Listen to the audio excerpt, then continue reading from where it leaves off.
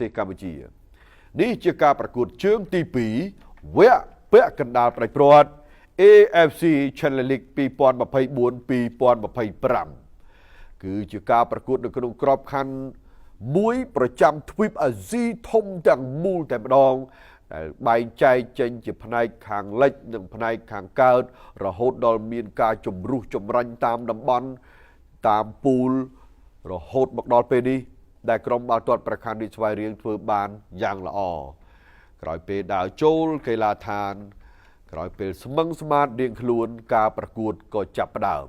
ក្រុមបាល់ទាត់ប្រខានរាជស្វាយរៀងដែលចំណេញទុន3គ្រាប់កាលពីជើងទី1ហើយនោះក៏បើកការវាយលុកនៅត្រង់នេះមុនប្រច័ណ្ឌមុនកងបញ្ជូនឲ្យ Gabi ទះបញ្ចូលទីបានយ៉ាងស្អាតត្រឹមតែការប្រកួត5នាទីដំបូងប៉ុណ្ណោះ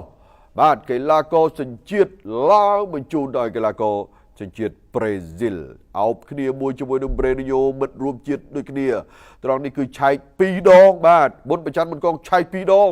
បាទទាត់រំលងប្រឡោះខ្សែការពារ2នាក់ហើយទះបញ្ចូលទីបានយ៉ាងល្អ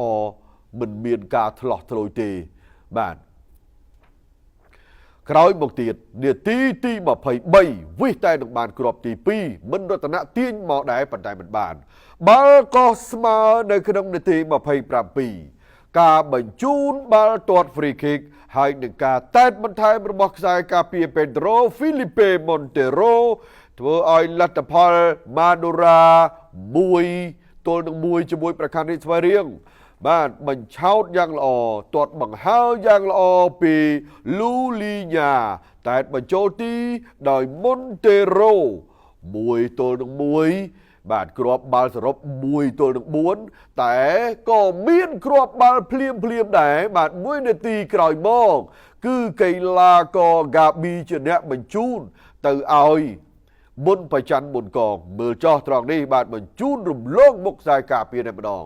អ្នកទាំងពីរដឹងចិត្តគ្នាល្អណាស់បាទគ្រាប់ទី1មុនប្រច័ណ្ឌបញ្ជូនឲ្យ Gabi គ្រាប់ទី2 Gabi បញ្ជូនឲ្យមុនប្រច័ណ្ឌមុនកងវិញឯចំណុចត្រង់នេះបាទមួយជើងទៅប៉ះនឹងបង្គោលទីខ្ទាតត្រឡប់ទៅវិញវិសតែនឹងបានមួយគ្រាប់ដែរសម្រាប់កីឡាករប្រេស៊ីលប្រេនីយ៉ូនៅចុងវគ្គទី1បាទវគ្គទី1គឺMadura 1ប្រខានរាជ2បាទហើយបន្តដំណើរដល់វគ្គទី2ដែលមីស្វាដែលជាអ្នកចាំទីមានភារកិច្ចធ្ងន់ធ្ងរដោយសារតែប្រខានរាជមិនដកថយនៅការវាយលុកនោះទេចូលដល់វគ្គទី2អ្វីបានកើតឡើងជាបន្តទៀតក្រោយពេលសរុបគ្រាប់បាល់ដល់ទៅ5ទល់នឹង1បាទដាច់4គ្រាប់សកម្មភាពនៅក្នុងវគ្គទី2បាទនេះប្រទេសឥណ្ឌូនេស៊ីSociedad នៅក្នុងនាទី56បញ្ជូនបានយ៉ាងល្អគ្រាប់បាល់នេះគឺមិនធ្លោះធ្លោយទេមិនរតនៈជាអ្នកទាត់គ្រាប់ទី3ឲ្យ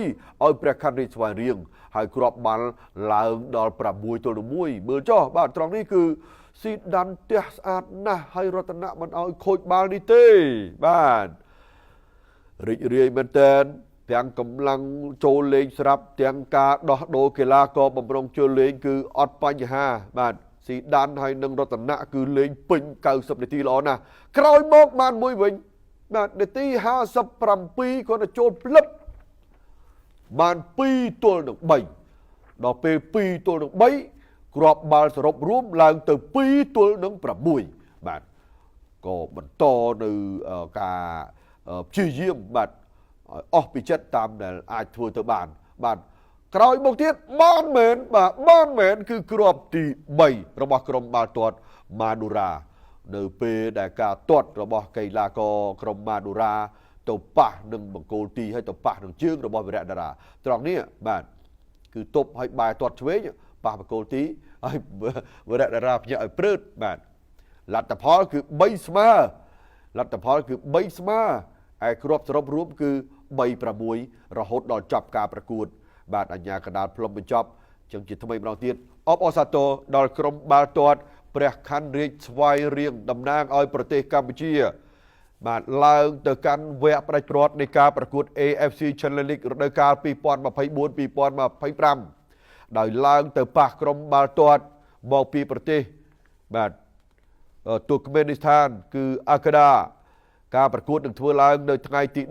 10 ខែឧសភាឆ្នាំ2025បើមិនមានការប្រែប្រួលគឺធ្វើឡើងនៅពហុកីឡដ្ឋានជាតិមរតកដៃជោក្នុងប្រទេសកម្ពុជាបងប្អូនសូមជូនដំណឹងតគ្នាឲ្យបានដឹងគឺយើងឡើងដល់វគ្គផ្ដាច់ព្រាត់ថ្ងៃទី10 ខែឧសភាឆ្នាំ2025ដូច្នេះលទ្ធផលបញ្ចប់ការប្រកួតវគ្គពាក់កណ្ដាលផ្ដាច់ព្រាត់ទាំង2ជើងទី1ប្រកាន់រាជឈ្នះ 3-0 ជើងទី2ស្មើគ្នា3-3 សរុបគ្រាប់បាល់រួមគឺ Madura FC 3 ព្រះខ័នរាជស្វាយរៀង6សូមអរគុណចំពោះការតាមដានទស្សនារបស់លោកអ្នកសូម